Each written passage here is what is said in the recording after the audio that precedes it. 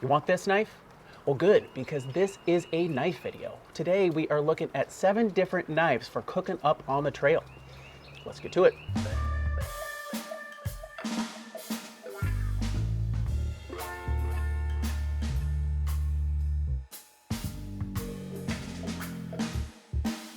I just want to fry all this stuff up.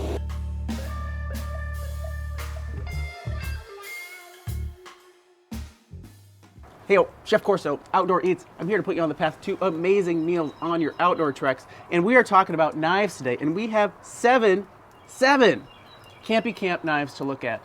And so I'm a chef, as you guys know, but I thought that having another chef help me look at these would be a good idea. So joining me today is Thomas Gardner, TG.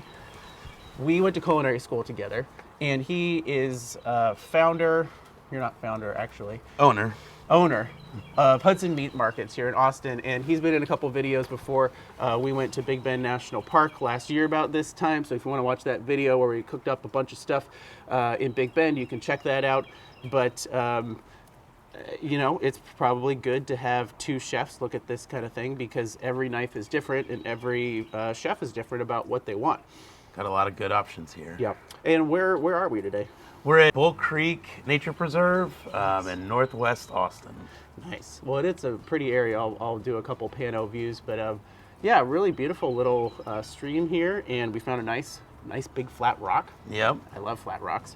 To be able to check out our knives today. For our video here today, we've got 2 chefs, 7 knives, 1 summer sausage, sitting here on a rock. So let's get into it. And for our parameters for our review here today, I've got some notes here so I make sure that we've got going on. So for our knives that we've selected here, we've got all of them have to be foldable in no sheath. I'm not a huge fan of sheaths. What do you feel about sheaths? No, I think this is a great way for carrying them in your backpack, storing them in your rucksack, wherever they are. You don't have to worry about them slipping out.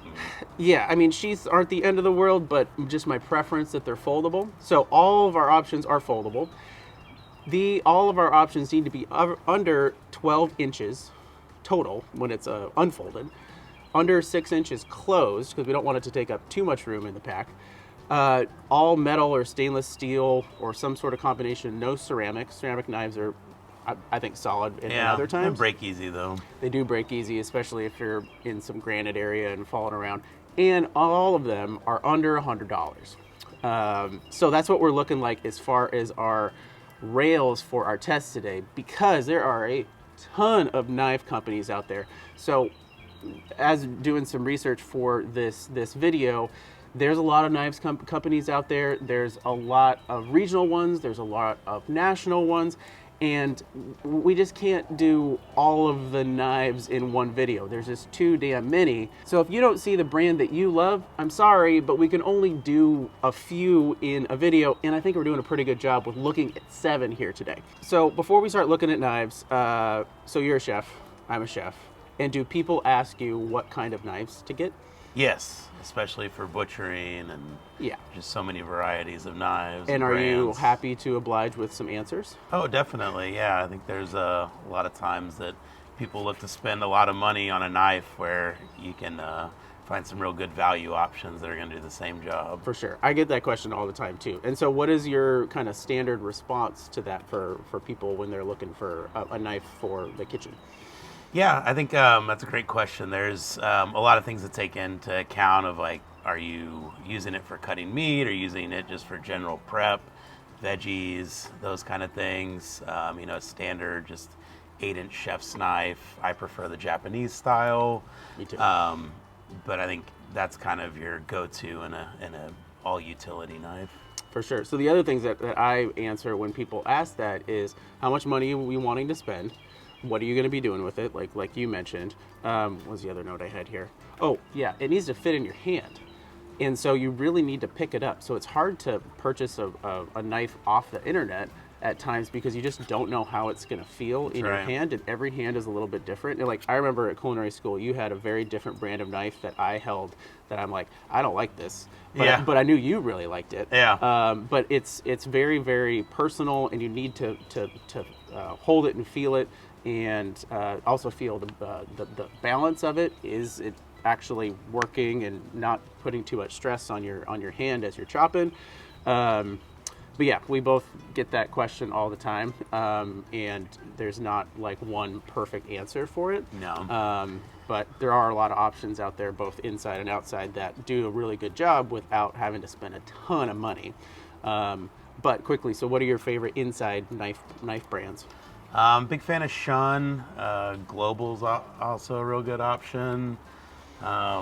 Yep, we're we're good buddies in the kitchen and good buddies out of the kitchen, but those are the two that I would say too. They just make really good stuff. Yeah, the handle on the Shun it's perfectly, whether you're right-handed or left-handed, they make it for each grip. Yeah, but it just has a good fit and a good balance. Totally. So it's funny. Thomas and I have been friends for a long time. And we have very similar styles in the kitchen, which is like not super fussy, really tasty. But I think like you and I both can survive on like sandwiches, salads, soups, and beans. Yep.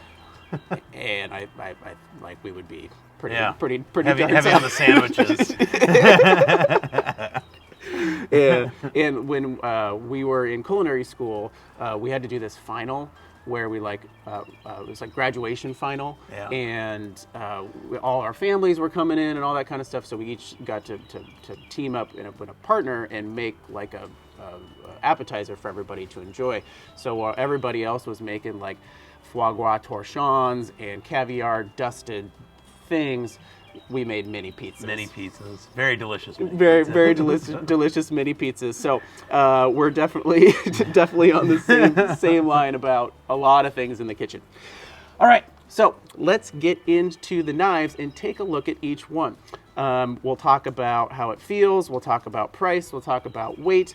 There's a lot of info to share here, but again, these are just 7 options, not all the options you could ever pick, but this is what we're looking at today. So first off, we're going to look at one that I've used for a long time. So this is A.G. Russell, and foldable, pretty nice, solid construction here, and also bigger width on the blade. But how does that feel for you? It's good. It has a nice weight to it. It feels very sturdily, produced. Sturdily produced. Sturdily produced. It feels sturdy construction. Sturdily construction. Yeah. I mean, we could start a new word. Sturdily. Sturdily. So I've used this for a long time. It's a really good solid option. They're out of Arkansas, and I do like the fact that it has a little bit of a recessed handle. So if you are looking to actually chop with this and not just slice, that it doesn't bang your knuckles. Yeah. So that's a overall positive thing. It also feels, whenever you have it, the blade and the handle meet very well, and it's there's no play in it. Good call. Yeah, I think that's something to look at over the other options. Is there a play, or is there some wobbliness in the rivet in the binding? So next one we're going to look at is another one that I've been using for a while. This is a CRKT. They're out of the Pacific Northwest, and this is the Rip Snort version. What a great name for a knife. Rip Snort. But it's a little bit fitting, a little bit shorter, a little bit stubbier. Still has a pretty good solid blade size.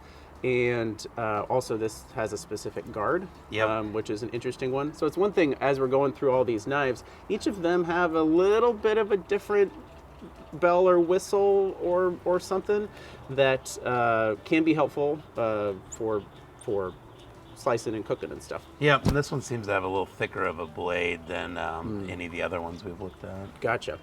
So next we've got... This is an Amazon purchase. So this is Zhengsheng. Forgive me if I'm mispronouncing that. But this is a little bit longer situation.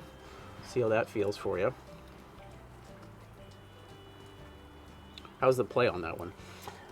Nice. There's a little bit more than the AG, but not much at all. I mean, I would be very comfortable with cutting with that. Nice. So I've used this one a little bit in the past. It does have a nice long blade to get through a big cut, or a large summer sausage or something. Relatively light, a little bit lighter than the other options. Yes. But pretty darn good. So the interesting thing as I was researching this video is that, so this one also looks a hell of a lot like this one, which also looks a hell of a lot like these other ones. So shockingly, with the global supply chain, is these are all the same model, just different brands. So this second one here is Senbon.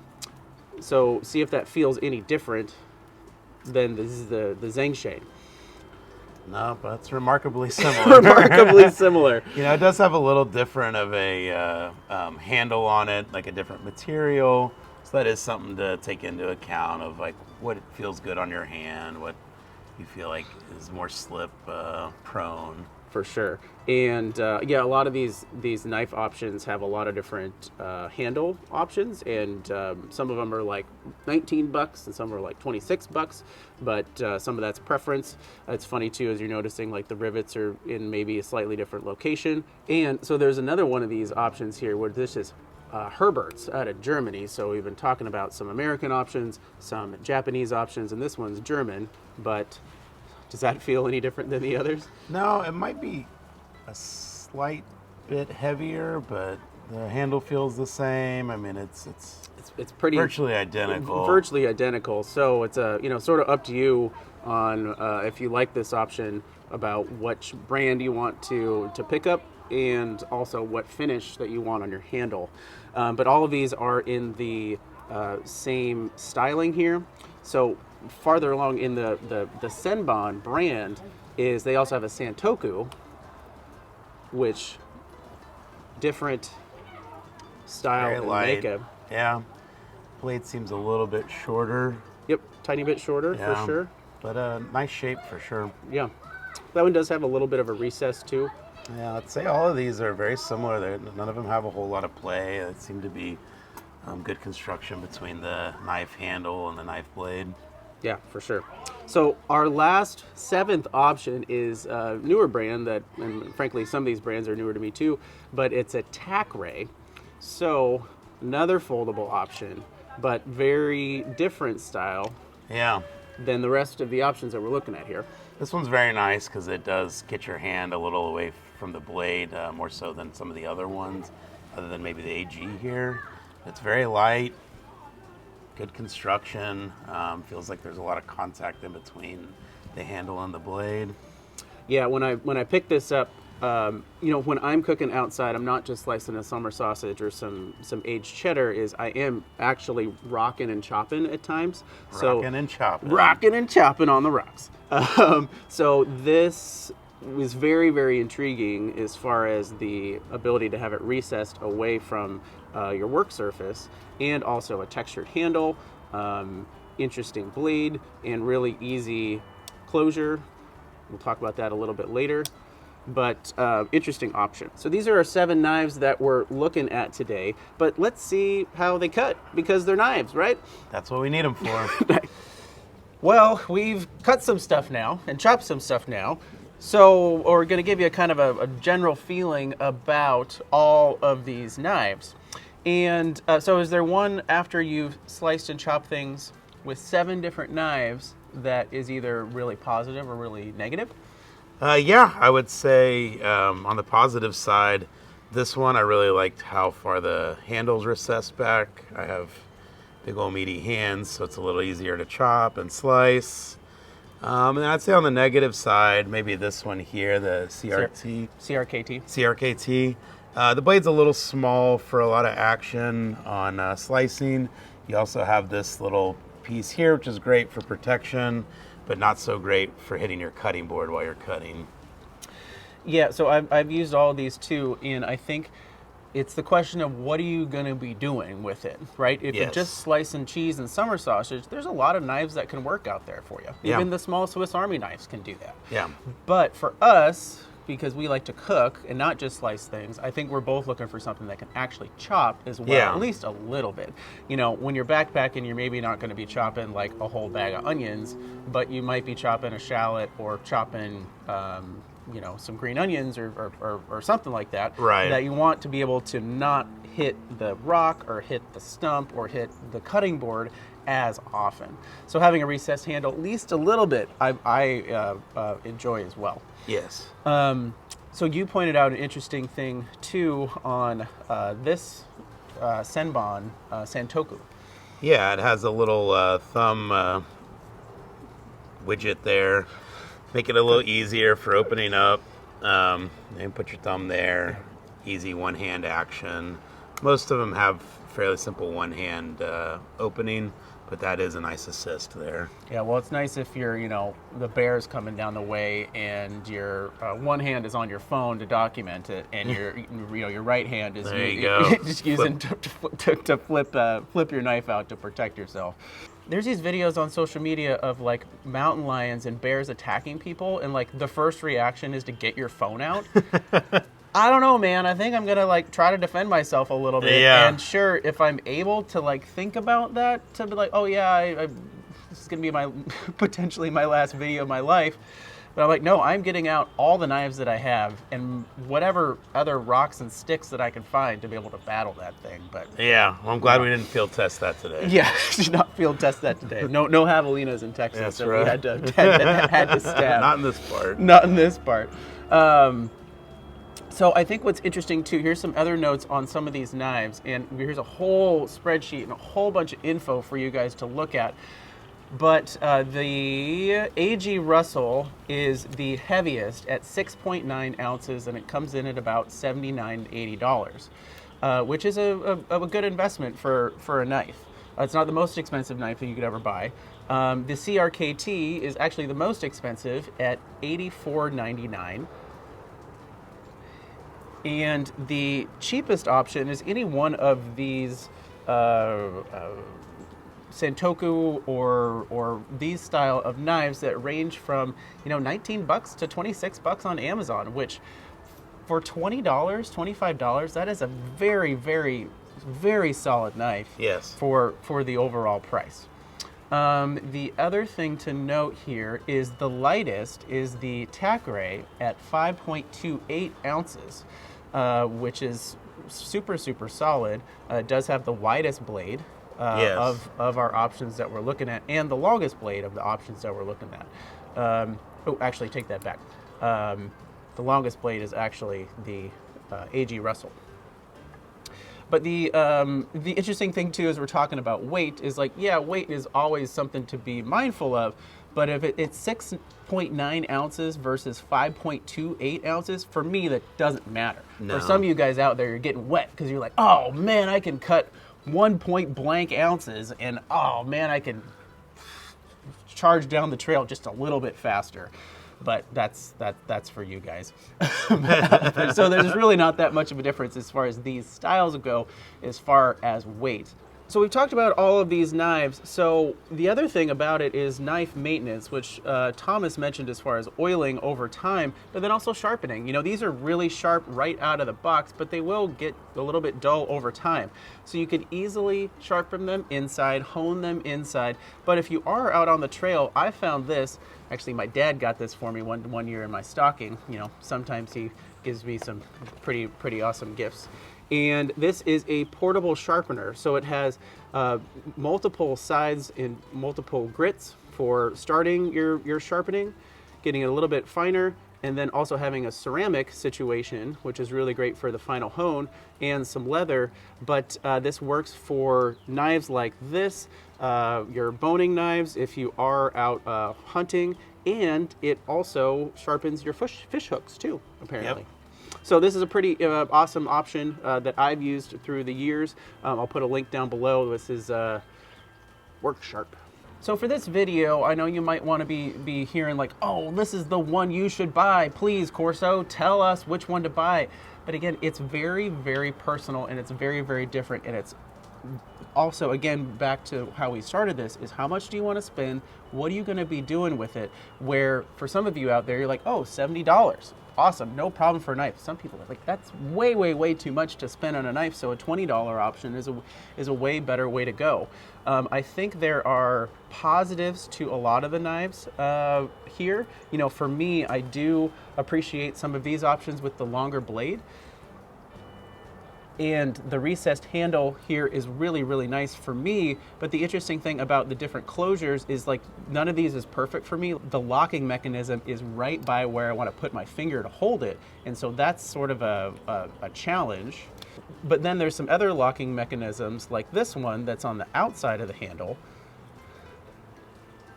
which is frankly the most safe of the bunch. But then these other ones which are on the inside of the handle,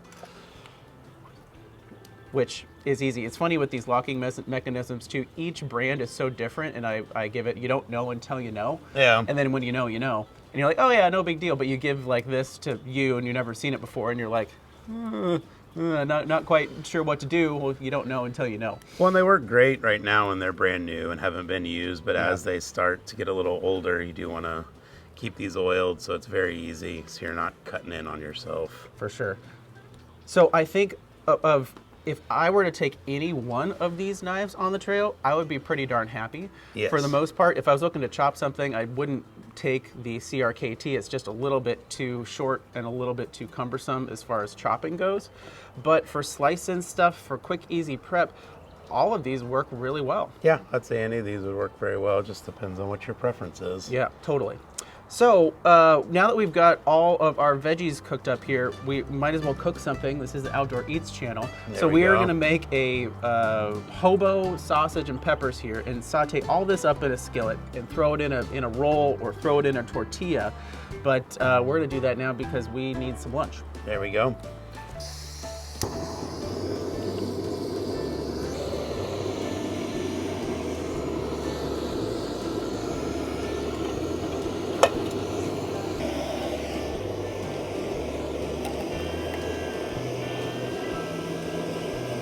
A little bit of Italian seasoning.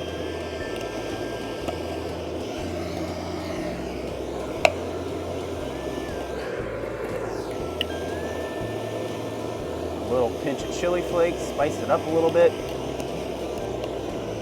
I just want to fry all this stuff up.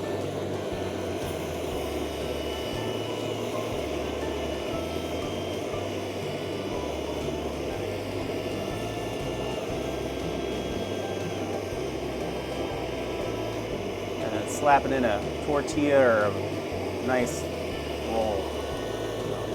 Yeah. Also have some nice color here too today.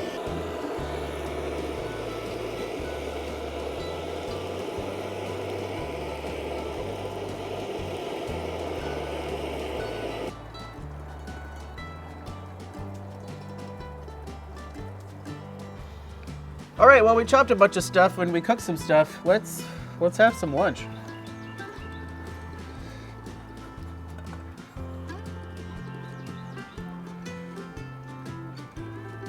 Cheers. Cheers, man.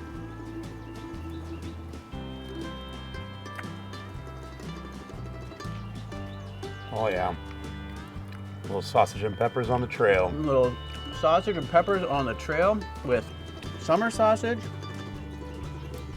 But dude, oh man, summer sausage is trying to escape. But your summer sausage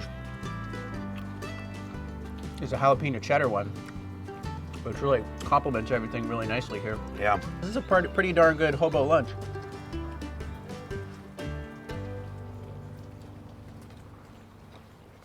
There's just a couple ingredients.